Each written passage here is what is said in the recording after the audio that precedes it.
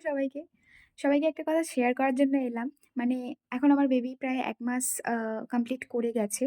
তো আমি এতদিনে একটা কথা কমনলি প্রচুরবার শুনেছি, যেটা হচ্ছে আমি যদি কিছু খাই সেটার ইফেক্ট নাকি বাচ্চার উপর পড়বে।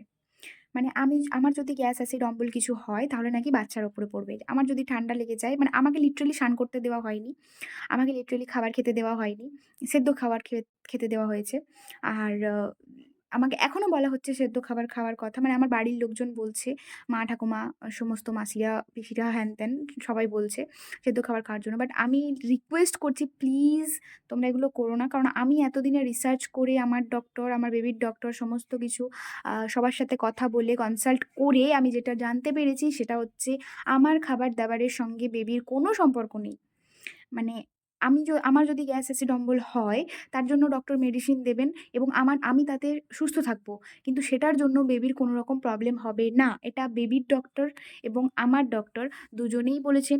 গুগলেও বলেছে এবং প্রচুর ভিডিও আমি দেখেছি যাতে এই কথাটা বলছে যে, মায়ের খাবারের সঙ্গে বাচ্চার খাবারের কোনো সম্পর্ক নেই। কারণ মায়ের খাবার দিয়ে দুধটা তৈরি হয় না। খাবারের পুষ্টিগুণটা দিয়ে আমাদের মায়েদের শরীরের ব্লাড দিয়ে তৈরি হয়। বুকের দুধটা। তো ব্রেস্ট মিল্কের সঙ্গে মানে ব্রেস্ট মিল্ক এটার সঙ্গে যুক্ত নয়।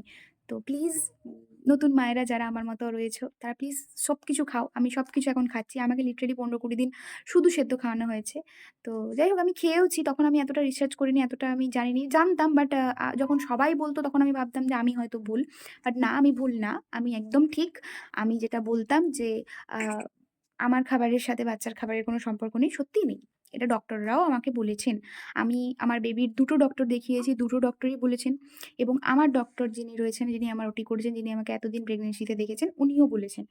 তো আমি যেটুকু রিসার্চ করে জানতে পেরেছি সেটাই তোমাদের সাথে শেয়ার করলাম। তোমরাও এটা প্লিজ মেনে চলো। কেননা তোমার ডক্টরের কথা মেনে চলো। এই আ মানে বাকি এই কথাগুলো মানার দরকার নেই। কারণ তুমি যদি না খাও, মানে নতুন মায়েরা যদি না খায়, তার মিল্ক প্রোডাকশন টা ভালো হবে না। সে যদি পুষ্টিটা না পায়, তার ব্রেস্ট মিল্কের পুষ্টিটা কি করে আসবে, তাই না? তো তাই জন্যই বলছি, প্রত্যেকটা নতুন মায়েরা আমার মতন যারা আছো, প্লিজ খাওয়া-দাওয়া করো। আমি তো সব খাচ্ছি এখন এবং আমার গ্যাস, অ্যাসিড, অম্বল সব হচ্ছে কিন্তু। আমি কিন্তু ওষুধ খাওয়ার পর আমার ঠিকও হয়ে যাচ্ছে। তার জন্য বেবির কোনো প্রবলেম হচ্ছে না। বেবির প্রবলেমটা অন্য কারণে হয়, সেটা আমি অন্য ভিডিওতে শেয়ার করব।